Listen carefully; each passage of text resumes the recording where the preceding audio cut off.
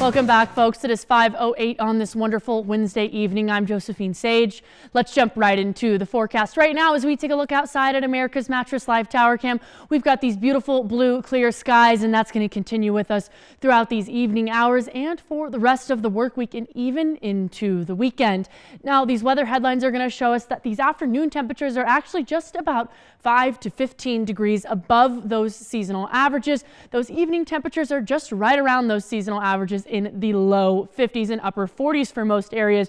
We do have an upper level low that's moving on in from the Pacific Northwest, soon to turn into a closed low over that Great Basin. And with that, in turn, comes a little bit of some unsettled weather.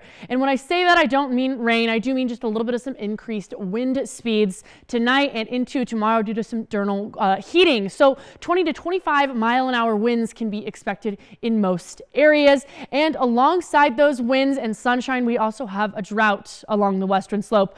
Around Montrose, around that Four Corners region, and Alamosa are actually in that severe drought region. Those beige areas are in that moderate drought, and those just those surrounding yellow areas are in just that dry zone in terms of how, dry it is on the ground here. And we are in a fire weather warning here in Mesa County and those surrounding areas at least until 8 p.m. tomorrow. So keep that in mind.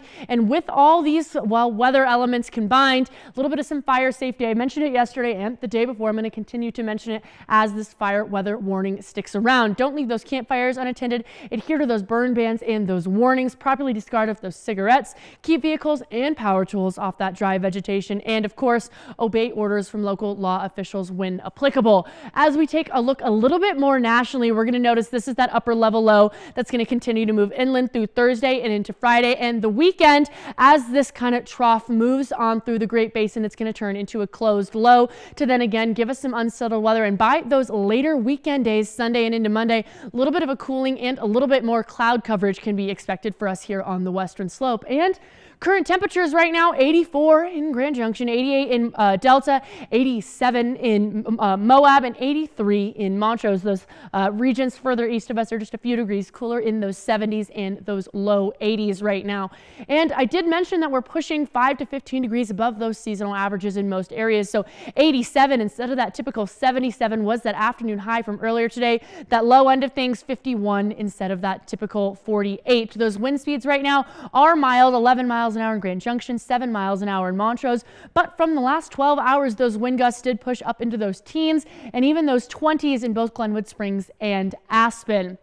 Tonight, we're feeling on that cooler side of things, 54 in Grand Junction, 49 in Montrose, 38 Carbondale, and pushing into that freezing range in Gunnison at 32 degrees. And I do have Harley hanging out with me all week this week for the dog walking forecast. We're going to notice that peak temperature hanging out with us just around 3 p.m. tomorrow. Our pollen forecast hasn't really shifted. We're looking at low trees, low grasses, an excessive amount of weeds, and low mold pollens hanging out with us. Now, that extended forecast is still going to push up into those upper 80s through Thursday and Friday. But like I said, come Sunday and that first week of October, we're dropping down into the 70s for those chillier fall temperatures that are finally going to be sticking around with us in the Grand Valley for the long run.